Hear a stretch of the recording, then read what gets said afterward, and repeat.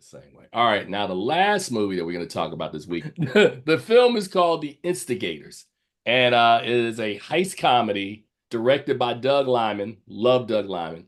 Written by Chuck Maclean and Casey Affleck, and the film stars Affleck and Matt Damon, who have known each other for like decades. You know, Ben Affleck, Casey, and Matt Damon are like this, right?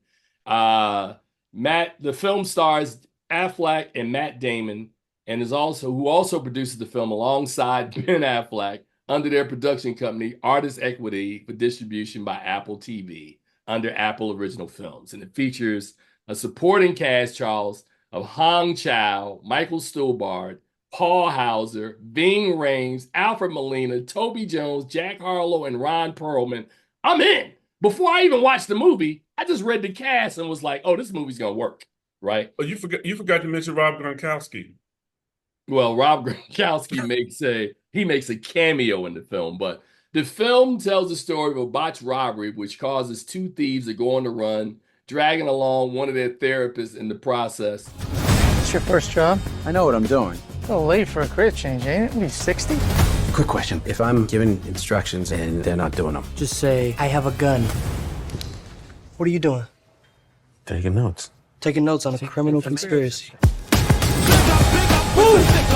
Get down on the floor! Get on the... Tie him up! You got like 6 zip ties, genius. I have a gun! Take the money and run. We gotta find those guys before the cops do. Then put them down before they can talk. Everybody in New England is after us. I gotta speak to you. I really need you right now, Doc. I would be breaking the law. What if I took you hostage? I mean, like, with your permission. What kind of conversation is this? And let me just tell you that, again, Affleck, Damon make what we call Boston stories, right? Where Spike Lee makes New York stories, Scorsese makes New York stories. You have guys that make LA stories. They make Boston stories, right? You know, the town. What was a Goodwill Hunting? They make these stories that are uniquely Boston, right? And this is another one. So in this film, you have this really annoying, like, I'm not going anywhere, but all I want to do is talk and annoy people character played by Casey Affleck, who's Rory.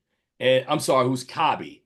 And Matt Damon plays this guy who is, he's at the end of his rope and he's trying to raise enough money to see his son. He's going from job after job and he can't make any traction, Charles.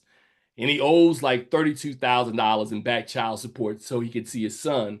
So he reluctantly agrees to be a part of this heist that is going after money that the Boston, I guess they're having some sort of an election in Boston, like whether it's like the Democratic National Convention, but some huge convention where there's a lot of money stored. And these guys agree to be a part of a crew that go in to try to rob, only to discover that the robbery is botched. There is no money. But as they're leaving, they run into a secret covert meeting that the mayor of Boston is having. And let's just pretty much say that they rob them.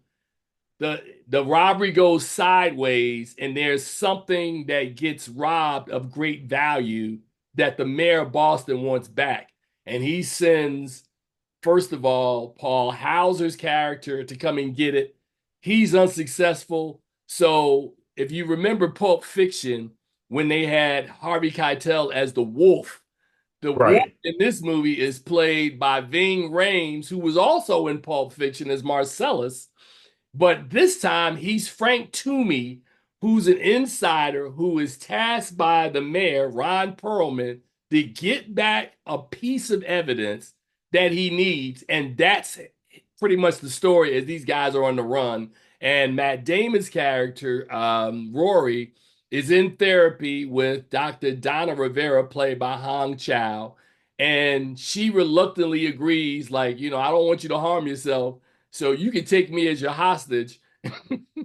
So they go on this really kind of intricate journey of doing this. Now, I will just cut to the chase with this and tell you that it's a great cast and it's great to see a lot of these actors that are on. But Charles, by the time you get to the third act and the movie sort of unspools to what it is, my thing was like, it didn't make any sense because the whole goal of what these guys were trying to do, nobody got anything they wanted at the end of this movie. And it just made me go, what was it all for? Like, I mean, it's a story well told, but did you, like, what was the purpose of it all? But having said that, it was a fun journey that I was into because I like Matt Damon a lot. I'm not the biggest Casey Affleck fan, but the two of them, by virtue of their relationship and how long they've known each other, have great chemistry with one another. And I thought they did a really, really good job in this film. I would give this film like maybe a 3.5.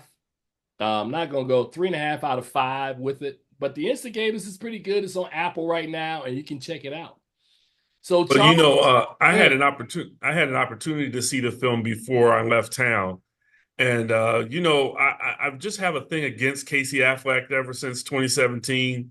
And it seemed to me like he was playing that same character from Manchester by the Sea in this film. And to which I'm saying, does he have any range? He won an Oscar over both Denzel Washington and Ryan Gosling for playing this same character that he seems to play in every film. So, I saw it and I was like, I'm not pressed for this. I think I'm going to pass. And yeah. So I'm glad to hear that it's okay. it's I'm okay. glad to hear. I mean, like I said, it's still, like I said at the end, it didn't make a lot of sense to me, but it was fun watching the journey, right? So.